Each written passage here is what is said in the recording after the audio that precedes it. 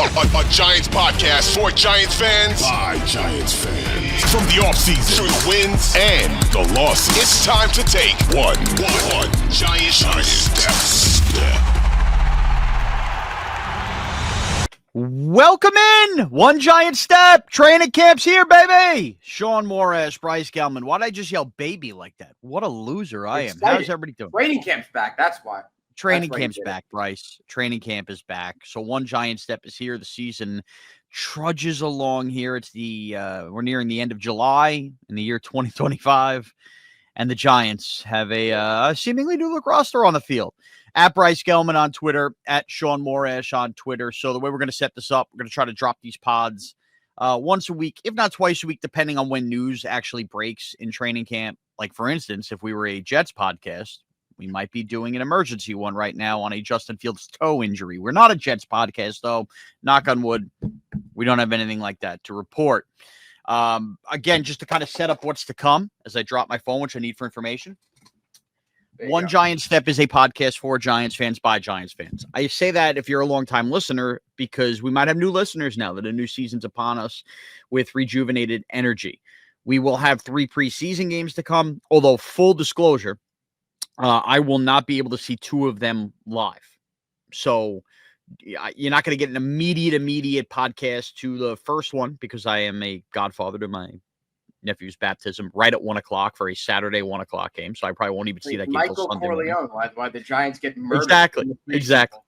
I may not even see that game until Sunday. But either way, we're going to try to drop reaction podcast to what we saw in the preseason games. It might be a day or 2 later, but just so you know, if you're getting locked in, what's going on, what the deal is. And then, of course, during the regular season, a preview pod, a reaction pod, the whole deal. Bryce has you covered from a very, very young Giants fan angle that doesn't really remember any adulthood winning. I'm now the grizzled late 30s vet Giant fan on the show. Okay. Bryce, let's get the training camp storylines. First and foremost, the first gasp when training camp opened was, Andrew Thomas. Andrew Thomas is beginning camp on the physically unable to perform list. Oh, no, the offensive line is screwed. Which I kind of liked and I kind of enjoyed, Bryce, because that is what we always do when we see guys begin training camp on the PUP list, the PUP list, is we overreact. And the last couple of years, I actually forgot who the Giants were the last couple of years that started the PUP list, but I remember they were like practicing within a week or 2, and it wasn't that big a deal. And Joe Shane and Brian Dable did address the media and said Andrew Thomas is basically like day-to-day on the PUP list, and they anticipate him being ready for the opener. So that's all good news. So, Bryce, before I get your reaction, I'll just kind of, now that I laid it all out, just tell you mine. Andrew Thomas, as we've done and talked about on this podcast throughout the offseason, is outside of a team's quarterback, the singular most important part of the New York Giants. He just is. I mean, look at the record without him. Look at their record with him. You could see a way an offensive line and a Giants offense behind Daniel Jones, who stunk, was at least able to function when Andrew Thomas played. And the unfunctionability when Andrew Thomas doesn't play is alarming. The team got, I guess, slightly better when they finally realized Jermaine Illuminor could just play left tackle instead of trying out Josh Azudu or Chris Chubba Hubbard, down by the cupboard, playing left tackle. But you don't want to lose Andrew Thomas. So, how many times do we talk about veterans at camp and whether they should be at camp and, the Strahan thing in 07? To me, Andrew Thomas is one of those guys, while you want chemistry along the other offensive line parts, dude, I don't need to see him going through rigorous workouts where we're risking feet injuries. Now, at some point, I want him to practice, obviously, to get a little continuity. But if the guy needs 2, even 3 weeks to start camp on the PUP list, by all means, he's that important to the team. Just let him rest. Yeah, I mean, he was also a young guy when he was drafted. He's only 26 right now, drafted in 2020. Is he only 26? I don't think I realized that. He's 26, turns 27 in January. He's only 2 years older than me. He is someone who, you took the words right out of my mouth. He's the most important Giant. I think he's arguably the most important Giant altogether, even quarterbacks included. You saw last year, every year he gets hurt, no matter who the quarterback is, the season falls apart because he gets injured. Not to say he's an injury-prone guy, but he's an injury-prone guy at this point. Starting the season with him, or starting at least training camp with him on the PUP list, it's like, all right, here we go again. But it's supposedly what we've heard. It's only a recovery from the Lisfranc injury. But what are we doing, dude? Like, what is it? What is this? 9 months after the Liz Frank injury that he's still recovering and he's day to day? Dude, I actually doubt it from the Liz Frank. Isn't that only like a 3-4 month recovery time?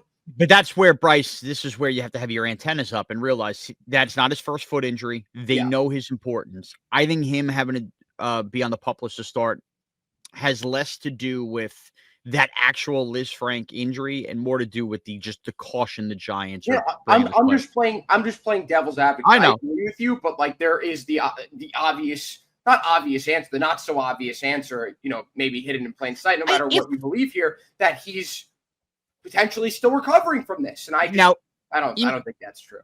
Look, I don't necessarily, he might be recovering to an extent where, we don't know, where every human being might be recovering to an extent 9 months later. But if there was a game today, would he be playing? Maybe. Yeah. Also, if we hadn't seen Andrew Thomas in public at all, I'd probably be a little more worried. I just watched him push off that foot and throw a first pitch where he actually tried at Yankee Stadium. I know it. Look, I know that's not football. I know that's not just sitting there doing the left tackle work. I understand it's a stupid ceremonial thing at Yankee Stadium. My point is, we saw him with our own 2 eyes stand on those feet and pivot and throw. If this Liz Frank was a major issue, that's a major scandal to even have him do that because of the importance of it, which is why Shane and Dable piggyback by saying, that they anticipate him being ready for opening day. So, look, I'm fine with that. I'm pumped up about that.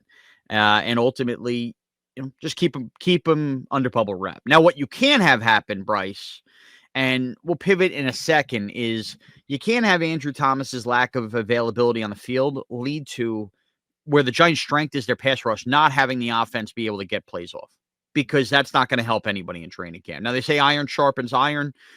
You cannot have an offense that struggled to score points not feel good about itself in any way leaving this training camp either. You know what I mean? So if Andrew Thomas is not up there, not that he wouldn't get beat by Abdul Carter or Brian Burns, he's not perfect, but the idea of whatever they decide to do at left tackle with the first team reps, you need the offense to move and flow a little bit, because you don't want them leaving training camp feeling like they accomplished nothing. Remember, there was that story Tyler Dunn did where the first training camp of 2022, they kind of gave Wink Martindale the plays they were going to run, and Daniel Jones got crushed, and they wanted to see how he responded. Remember that whole story? Yeah. But that was one day. Like, you're not doing that with Russell Wilson and Jaxson Dart, which leads us, Bryce, perfect segue here, if you're visually watching us on YouTube, to change it up to Jaxson Dart. Now, first day of training camp, any of you Giant fans that went, you guys seem like you had a great time. I'll kind of have some other musings to wrap this podcast in a little bit. I had my kids at a theme park. I took my kids to Dorney Park. I'm on vacation this week, so toodaloo that you're getting me here and not on the Evan and Tiki show. But I was, as best I could, Bryce, I was being present with my family, but every once in a while you check your phone. All right, what happened at training camp? And I saw something I knew I was going to see. I knew I was going to see it. Panic around Jaxson Dart. Now, I think most Giants fans are pretty sensible, and they weren't panicking whatsoever. But there was still plenty of it. I saw Crossing Broad, that stupid Philadelphia website with a bunch of Eagle honks, tweet out, "Oh, here's the Jaxson Dart era, off to a good start," when he throws that pick six to a guy I've never heard of. I highly doubt you've never heard of, Bryce. He ends up only having one completion, which also happens to be for a touchdown. In his Scatterboo, yeah. It was the Scatterboo. I didn't even see who it was to. Yeah, I did read afterwards. Obviously, I was not there to visually see this, that it was only red zone period where all this stuff was going on. There was some 7-on-7 like red zone period. So you're talking about the first day of camp, some really, really minor stuff. Jaxson Dart threw 5 passes, completed 1 for a touchdown, 1 for a pick six, so it was a touchdown the other way. And there was, oh my God, this is what we're dealing with. Do I need to remind the idiots out there, and maybe you're one of these idiots listening, he is a first-round pick that wasn't a top 5 pick for a reason. He's a first-round pick that is going to go through growing pains. Oh, newsflash, when he actually does get a chance to play, he's going to go through growing pains, because it's very rare you get a Jaden Daniels in their rookie year that doesn't make mistakes. Remember Eli Manning's rookie year? I mean, you go through ups and downs. There'll be highs, but there will be lows. And a first training camp practice with a pick six is not reason to think that this man is a busted draft pick by any means. So, yeah, it was a rough start for Jaxson Dart. You're going to have a few more of those in training camp. You're going to have some good moments where you go, look at that ball he threw. Wasn't that incredible? But that's what you deal with. And that's also part of the fun of having a rookie quarterback, is the mistakes he makes you always could turn into a positive because there's the idea of, all right, what did he learn on that? How to not make that mistake when the team is actually fine-tuned and doing awesome. And furthermore, the team has tried to tell you, and some people didn't want to listen, that Russell Wilson is their starting quarterback. Jaxson Dart, they know, is a project that they want to groom. And the whole reason Brian Daboll's retained is you want to see him mold a quarterback that he chose. I find it crazy that we're sitting here on a podcast that I have to reiterate and remind everybody of this. But a 1-for-5 day with a pick six in his first ever NFL training camp practice, when he is not the first overall pick in the draft, is hardly reason to panic and go nuts or for to be the butt of the joke in Philadelphia, Bryce. Dude, this is the talk of the town. I was on my phone because I wanted to pull up this tweet from Barstool Sports. They took the video from Talking Giants of Jaxson Dart's pick six. Dude, he got 58,000 likes. They don't really put out stuff that gets that many likes. 3.8 million impressions. People want to make fun of the Giants. They want to do that. But, we're the talk of the town. People are finally somewhat relevant. Listen, it's a negative, but hey, at least they're actually talking about the Giants in a way that we've been talking about the Giants. Like, they actually exist, and they're not a laughing stock. They are trying to find things to point at, be like, haha, very funny. They won't be laughing when the Giants' defensive line does what we all expect them to do this year. And one other thing, I wanted to address this because I got some comments on the last YouTube video that we did. One of my points, one thing I wanted to root for in training camp this year was Jaxson Dart winning the backup spot outright. And people took that and took my word and said, you really want Jaxson Dart to be the first one playing if Russell Wilson gets hurt? No! If Russell Wilson gets hurt and Jaxson Dart isn't the backup, it's Jameis Winston's role. Jameis Winston can come in as a pro-ready guy who has thrown 1 million touchdowns, has also thrown 1 million interceptions, but he's someone who understands the speed of the game, has adjusted to it, isn't a rookie, fish out of water. So I don't think that Jaxson Dart, if he's not ready, he shouldn't be the backup. You know what I mean? I don't want to force him. What? No, that's exactly it. If he's not ready, it's one thing. My only caveat would be I didn't realize you were getting YouTube comments on that. I like to respond to those because I want to give them some. I'll do that. I do it on Twitter, and I'm wrong for doing it. But sometimes you can't feed the geese, Bryce. But I think that's great that you're interacting with them. This is it's different. It depends when, also. Like, if Russell Wilson goes down week 1 versus the Commanders and Dart's not ready, sure, yeah, that's Jameis' job. If it's week 10, I would hope that Jaxson Dart's the second-string quarterback. And, yeah, I'll live with the mistakes he makes coming in. Like, I want to see him make those mistakes. And obviously, I prefer he's flawless, but that's not the reality of NFL quarterbacking and having a rookie quarterback. So I think those people are idiots. Also, I can't believe you're dying to see Jameis Winston go. He might throw 3 touchdowns and throw 3 picks and give it back. I feel like people don't fully understand because they see the charisma, the Jameis Winston stuff, but how many times are going to beat that over the head? But to your point, this is where I'll get into the other musings part of this. There's a couple things I wanted to hit on with Camp. Don't worry. If you don't have a lower third, that's fine. That's radio talk for us here. Bryce Gelman, Shaun Morash here on One Giant Step. Shane and Daboll in their pre-camp, addressing of the media, they made a point to say Russell Wilson was the first quarterback. But then they basically said, everything else is up for some kind of competition, which includes the number 2 quarterback job, which speaks to exactly what you talked about last week, Bryce. I think they want Jaxson Dart to earn that number 2 quarterback job. I think if you truly asked them and gave them truth serum, Jaxson Dart has an incredible camp. They feel like they're in a good place with the veteran and Russ. They have to, ask themselves a question. Hey, somebody quarterback gets hurt, a la Justin Fields. Is Jameis Winston worth dealing and getting an asset? Like good teams like the Eagles, right? They would find depth, sign a guy for low money, turn it into an asset, trade it for an asset, right? I think if you gave him truth serum. Now, I'm not telling you that's going to happen because I think that ultimately they're going to play it safe and have these 3 quarterbacks on the team. But I think they want Jaxson Dart to be the number 2 quarterback. Deep down, they want him to show enough in camp. So I don't think you were outrageous for saying that at all. Listen, it's just what we wanted to root for. It's not what we thought is going to happen. No doubt about it. Other stuff I wanted to get to from camp. I only saw the one play, thought it was a terrible throw, so I'm not going to overreact to it. But the Banks Neighbors play that kind of went viral in the internet. Pass interference. Yeah, I guess it would be. Right, was pushing. You know what's funny? Passing for the ball. Third year, he still has no idea what he's doing. Okay, hold on. I'm going to defend Banks because I think he stinks, but I got to defend him. Remember, It is July 24th, and every year we do this in the NFL. Every year we do this in the NFL. It is not a rule that you need to look at the ball and do that. Like that is a college type thing. That is not an NFL rule. Banks does not have to turn his head around and look at the ball. No, that he is put not his hands all over Malik Neighbors. Okay, very right. obviously. You still have to, you have to play the man, play the ball, but give them the receiver an opportunity to contact. You're right. Probably would have been pass interference. Yeah.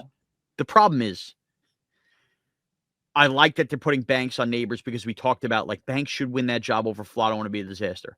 The real story for me is that, did I lose my mic? I might have lost my mic. I just you're good. Okay. You're good. The real story for me is that the Giants, despite the fact that Adebo is going to be the number one corner, are going to give Neighbors and Banks looks the entire camp. If that's your best weapon, that's your best way for Banks to get better and make the most out of your. So I think that was great. Like, I want to see more of that in camp. I want to see Banks matched up on him more. It's the only way he's going to learn. Those are the kind of receivers you eventually want your asset covering, even if he's a second corner on this team. I like that. The other problem, Russell Wilson, if we're going to play in the red zone, I've heard things about your moon ball. That's a terrible ball. That ball is it's pass interference because of how badly underthrown it is. You know what I mean? Like, that ball's got to be out and over. Neighbors has the step on Banks. Little breadbasket there or a little back shoulder there. He underthrows it as he's running behind it. That can't happen in the regular season. Now, we'll all go nuts if we get a pass interference call like that in the regular season, but that Russell Wilson wasn't trying to accomplish a pass interference call. That's a bad ball. So, all right, everybody says, oh, look, Banks mauling this. Your takeaway was pass interference. It's fine. That's a great takeaway. My takeaway is good that they're letting Banks cover him. Bad ball by Russell Wilson. Okay, that's musing number 2 I want to get to. Musing number 3. I'm full-on erotic about Abdul Carter. I mean... Yeah. I mean, fist hits the underneath of the table. The video that came out of camp of Abdul Carter taking the field for the first time and the fan reaction. And Carter kind of waving his arms to jack him up. Now, I know later on he did the backflip. There was something, Bryce, authentically New York Giants football about that moment. And it was I get very... I'm going to sound cheesy here, but it's how much I love this team and care about this team and have cared about it my whole life. I get very romantic about the New York Giants. And we all do about our sports teams, but football specifically, with the once a week method, how important those games are. Every week's an event. And then, those playoff games and those memories. And, you're a Giant fan listening. You know what I'm talking about. Like, anytime you're at a Giant game and they show that little montage of some great Giant moments before the team comes out, you can look up and see those moments. And there are times, I'm not going to lie to you, there are times where they show the Tyree catch and you hear, he goes up, makes the catch, the pop-up. And I get like a little welled up. And this is pregame. Like, that's how jacked up I get for Giant football. And it's just become so stale and so vanilla and so frustrating because you see all these other teams playing this great football every week. And it's like, you have Dexter Lawrence from the dance. Thomas can't stay healthy. All right, we got a little bit of it with Neighbors last year. Having your guys, right? Your guys to make your moments. Hearing Giant fans like that react to Abdul Carter taking the field and seeing him pump up the crowd was like that subtle, deep inside my brain moment of, oh yeah, there's a lot of Giants fans out there. And we are a good fan base. And we want to love these guys. And Abdul Carter is the 3rd overall pick. If he is what he is promised, seeing him at camp kind of play that role with the fans, that's the kind of crap we've been missing, Bryce. Oh, just a little musing there. I don't know if you saw that video. I was like, oh yeah. Like, it was like that.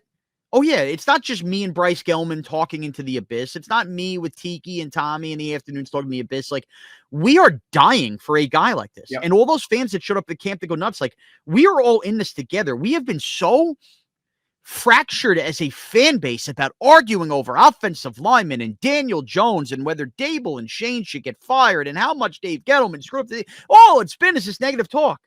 And then there is this guy wearing number 51 running on the field, and unanimously Giants fans roared as if this was the next coming of LT and Michael Strahan. And I hope he is. And I hope I'm not putting too much pressure on him. But if he's the goods, Bryce, and Malik Neighbors is the goods, like, that is the foundation for finally getting this thing right, and fans are dying for it. And I thought that was just a really cool moment, seeing the way the fans reacted to him. I think Giants fans are looking to cling to anything that excites them. This has been a very, very difficult stretch over the last 3 years, particularly. going into this season. Now things are finally starting to look up, but fans at the same time, it's hard for us to have hope considering the fact the Giants have the hardest schedule in the NFL. But there is something here. There's something to be excited about. One of these things is Abdul Carter. And I want to sit here and I want to be able to eat my words from what I said after that Colts game, in which I was declaring I was Chicken Little. The sky is falling. I want to be able to sit here and say, I was wrong. I was wrong to get that annoyed, that upset, because that win completely changed the course of the Giants franchise for the better. And now I'm not going to sit here and tell you that Cam Ward, Cam Ward could be a good quarterback, but if Abdul Carter is who we expect him to be, I'm okay with that. I hope I'm able to eat my words, Shaun. I'm in lockstep with you on this as a Giants fan who hasn't experienced any sort of that success as an adult. 2022 was my only year, 2016 as well. But did they realistically have a chance to win in both those years? No. Or 20, what is it? Is it 2015? I always get those two mixed up. It was 2016, right? 2016. Yes, yeah. I always see some people always tell me 20. The problem with 2016 was that year they spent picture. the free agency. It was the idea that 2017 they were thumping their chest in training camp. That was the year we expect them to win, and then 2016 was the boat picture, right? Yes. Yeah. So listen, it's been 2 years. My team has actually gone and had a chance, has been in the playoffs. So it has been very difficult for fans like me, for younger Giants fans who have even less of a remembrance of when they were actually good. I was alive. I remember exactly where I was. I remember exactly how I felt when they won the first two Super Bowls, and that pales in comparison to how it would feel if they won one in my adulthood. So as a younger fan like myself, as an older fan, middle-aged fan like yourself, there is an inherent belief that things could change, things could be better. That's always how you're going to feel about, whatever you're into it in life. If things are down, if it's sports, if it's politics, no matter what, you always have that inkling of hope that things could get better. And this is something we've collectively shared as Giants fans over the last, let's call it 10, 15 years. It's been a long freaking time since they made the Super Bowl and won the Super Bowl. So it's been a long time here. And all of us Giants fans are looking for something to cling to. That brings me back to my original point. Abdul Carter, if he could turn into LT's probably the best, top 2, top 3 defensive player ever. If he could turn into something where we're talking about this guy being a perennial all-pro guy, especially this year, next year, the year after, him, Dexter Lawrence, and Brian Burns, it's salivating. It makes me want to do crazy things. You said you're erotic about Giants football. I may be too. If we get to see that, who would it be? I don't care if they win 5 or 6 games. If we are watching them week in and week out, destroying opposing quarterback, going into Detroit and destroying Jared Goff, like all these different games, the Chiefs, this is what we have. This is all we have this year. There's no Super Bowl expectations. There's no playoff expectations. There's the expectation that Abdul Carter could be one of the greatest Giants in franchise history. And there's also the understanding and the hope that this defensive line is as good as in 2007 and 2011. And Shaun, I've hammered this point home so many times, and not just here with the Giants. I also say with the Knicks too. Certain teams in certain cities win certain ways. You look back to every single one of the Giants' Super Bowl victories. They were elite defensively with their front seven. That is what the Giants do in order to win. Look at this roster. Look at the team. It's setting up on paper to be what the Giants have been in the past when they have been successful. So I sit here and tell you this. I'm completely in lockstep on all this. I'm just as jacked up as all those Giants fans in the video. I'm actually going to be at training camp, I believe, a week from today. I originally told you Sunday, but I switched that. I'm going to be at the Yankee game this Sunday. Wait, what day are you going to camp? Thursday? I think next Thursday. Is that July 31st? Yes. Are you guys going to be doing a show there? Yeah, that's the day we're at camp. Yes. Okay. I'm pretty sure. Now, I'm on vacation this week. That's where I think we left it off when I left for vacation. But yeah, that's the day I plan to be there. Which is good, Bryce, because then me and you could do a podcast maybe Thursday night or something like that, and we could kind of break down what we saw if we're both at the same practice. So that's good. That's good. So I'm excited. I'll see you there. I'll see my guy Tiki, and we'll. I'll be able to witness firsthand what these fans have been able to witness we're at that point, a week and a half into training camp. Right now, we're, only 1 day in, 1.5 days. I guess it's currently going on right now. But I'll be able to witness that firsthand. And I want to feel that excitement. I want to feel that exhilaration that a lot of fans have been able to experience this soon into training camp. So let's get it, man. Let's go. I'm pumped up. I'm pumped up. I love it. All right, Bryce. Sounds like a plan. Camp's in session. We'll be back next week with a pod. Now, me and Bryce will figure out whether we're going to do an early week pod or maybe we'll just wait till we're both at camp. We'll discuss that. But that's exactly why you want to download and subscribe. So every time we do drop a podcast, you'll get an alert that the next one is up. At Bryce Gelman on Twitter. Any thoughts there? You want to send him, complain to him, bitch and moan at him? Go for it. At Shaun Morash on Twitter. You guys do enough of that already at me. But if you want to continue to do that, that's fine too. Thank you, everybody. Camp is on. Thanks for taking one giant step with us.